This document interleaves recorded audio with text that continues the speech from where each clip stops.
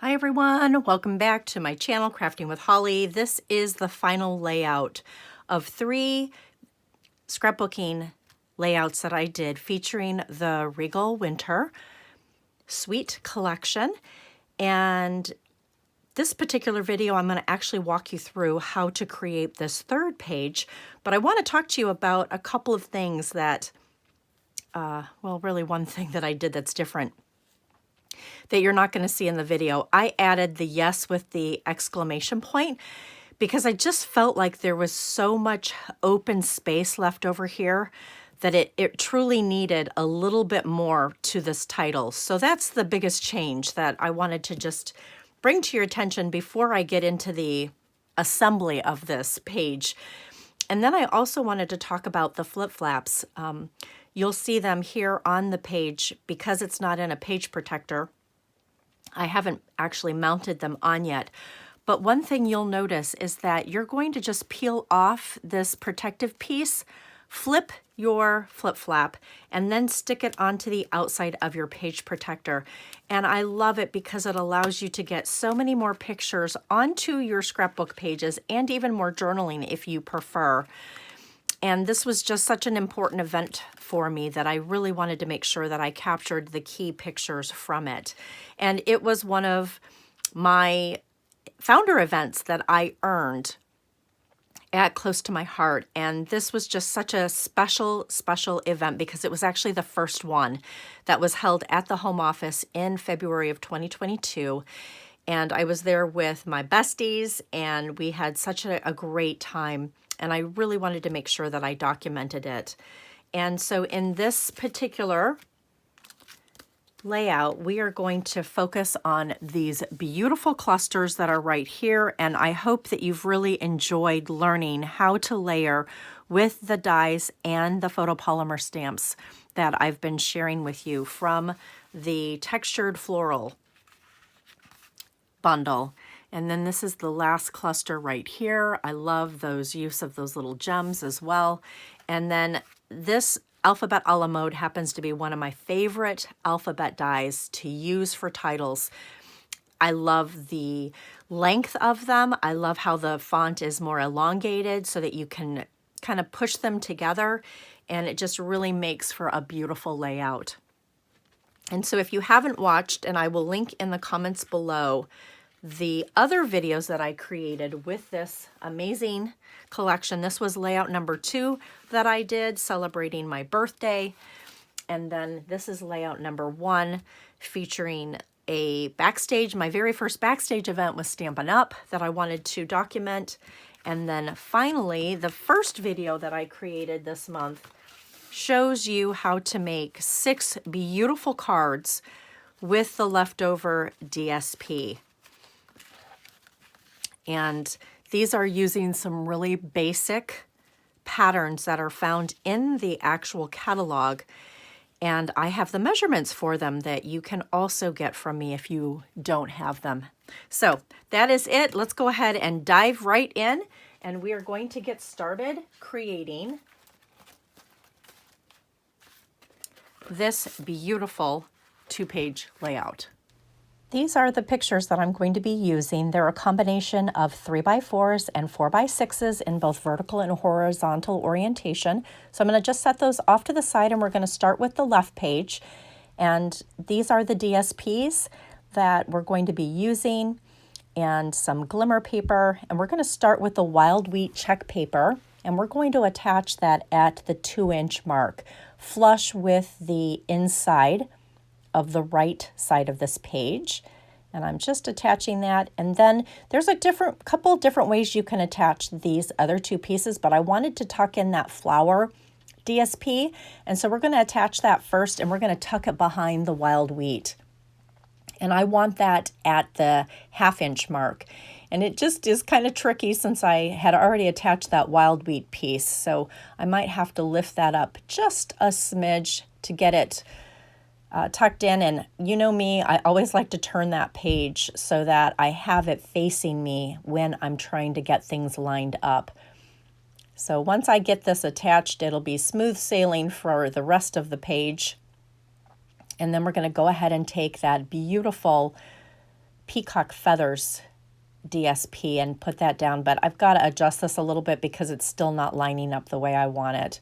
And you know, that's the beautiful thing about this is you've got time with that Stampin' Seal Plus tape before it really sticks. So just know that you've got some wiggle room when you're putting that down. And then this one is just going to be about 1/4 of an inch up from the bottom of that wild wheat so that you see that hanging over. And then we're going to attach that glimmer paper directly on top. And I did use the tear tape for this. It's pretty spot on the same width, so just be careful when you're attaching that tear tape when you have a 1/4 of an inch piece, because it may tend to hang over just a little bit. And then I'm just tearing off the backing, and then you'll be able to get that flush right up against that beautiful gold leaf foil paper.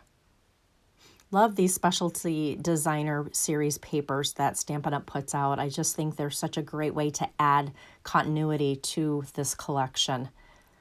And then I'm going to go ahead and take the beautiful Blackberry Bliss DSP paper. Those are my photo mats.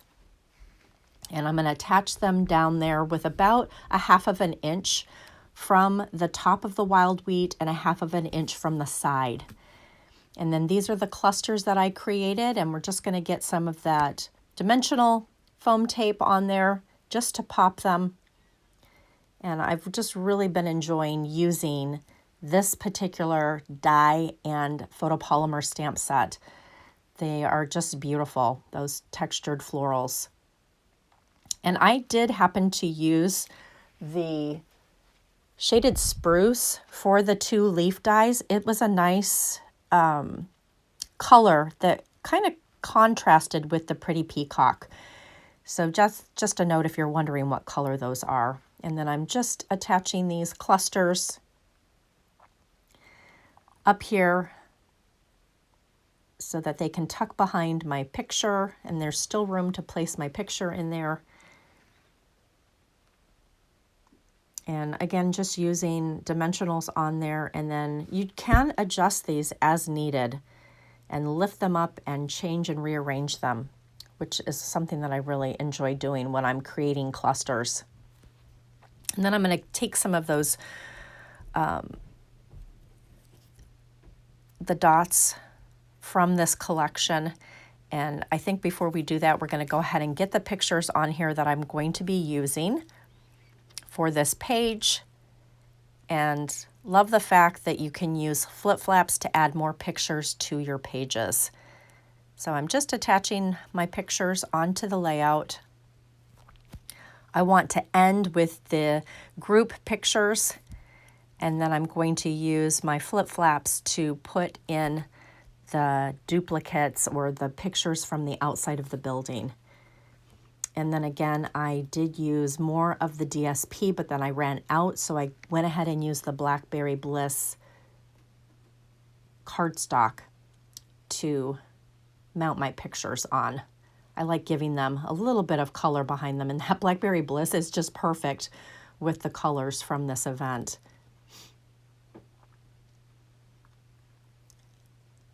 So I'm just finishing up these last 2 pictures, and I'm making sure that I'm putting the pictures in the right orientation for the flip flap to flip. So I'm just double checking, getting those photo mats lined up, and then seeing how it flips, and then sticking that picture right on there.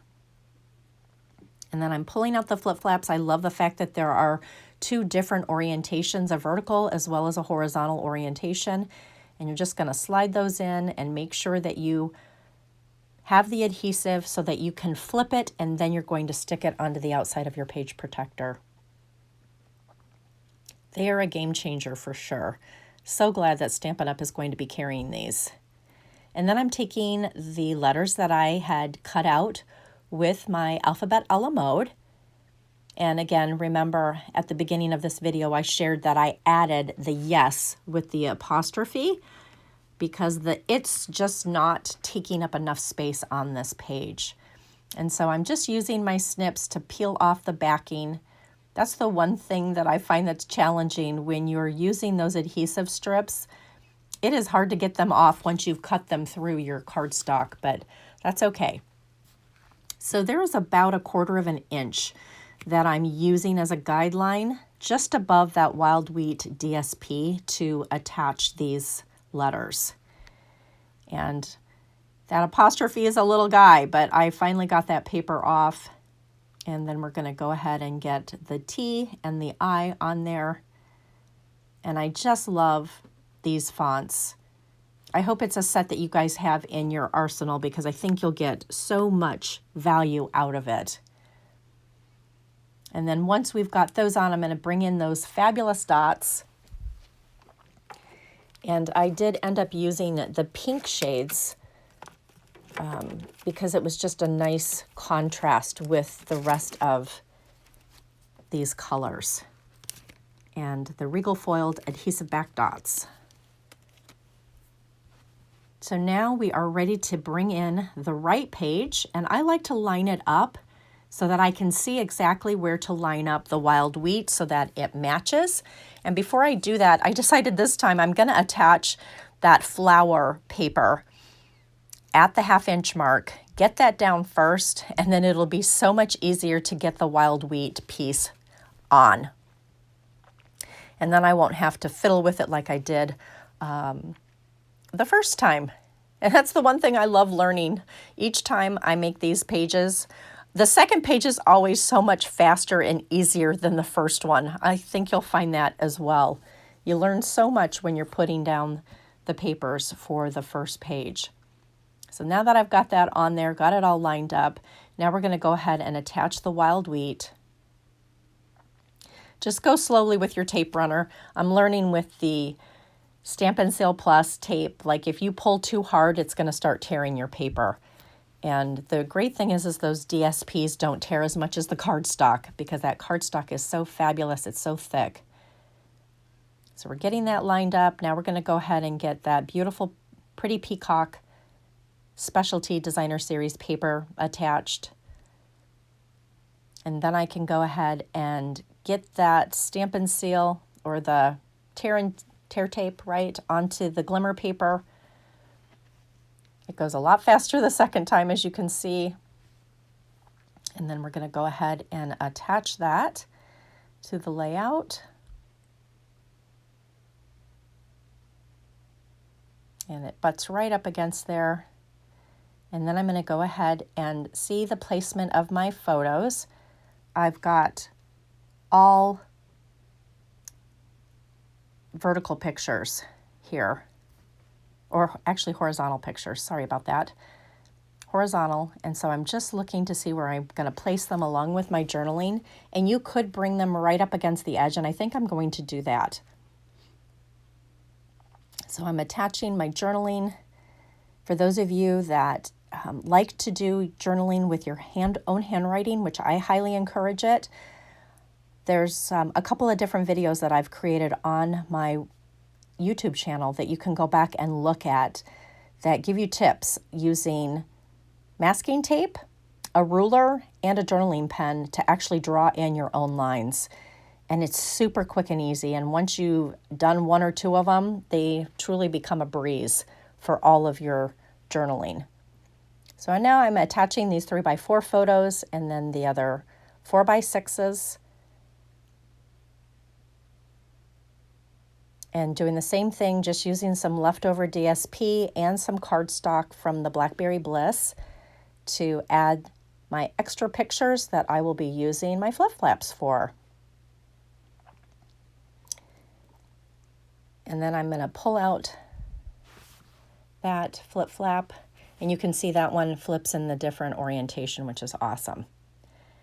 So now that I've gotten those down, we're going to go ahead and bring in my words for possible and get that lined up at the top. I apologize that the top of this page is not as visual,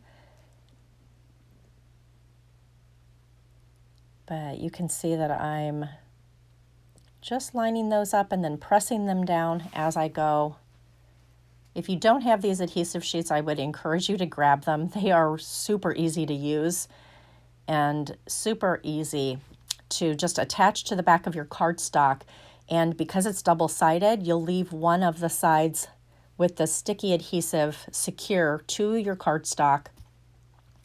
And then the pullback piece is still on there. And then you run it through your die cut machine with the die on the front of your cardstock. The sticky is underneath it.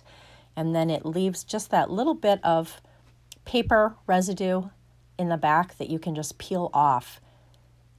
And as you can see, I struggle a little bit with it. It probably would be easier to have some snips or even my, like a piercing tool even to just kind of lift that up. But I do eventually get them all off. And then once you have them on there in the placement that you want, just make sure that you take your finger and just kind of smooth that over. And now I'm going to bring in the right cluster and get some dimensionals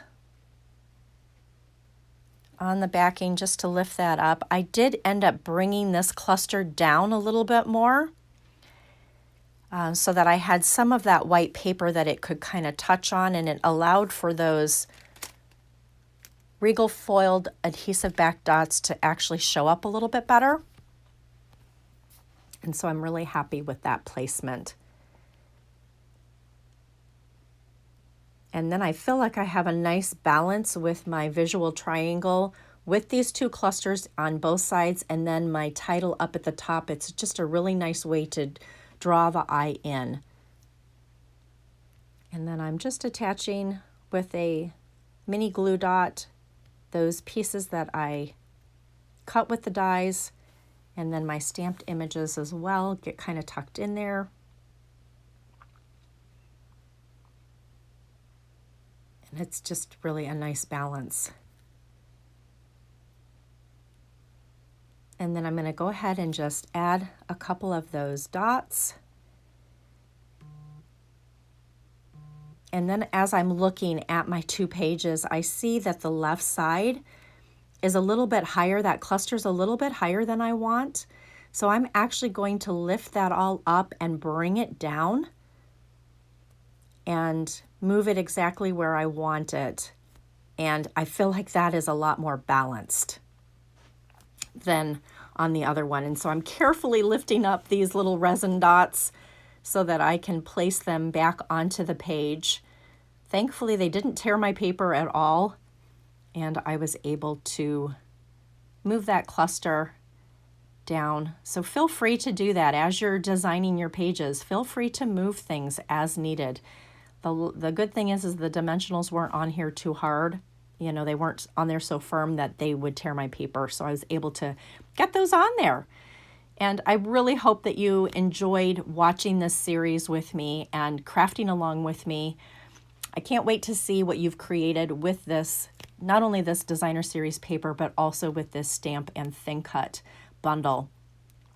And I'd love to know what were some of your favorite things that you learned during this series. Drop those comments down below. I appreciate reading them. I try to reply to everybody on a timely basis. And I hope that this particular series gave you some value and some really fun ideas.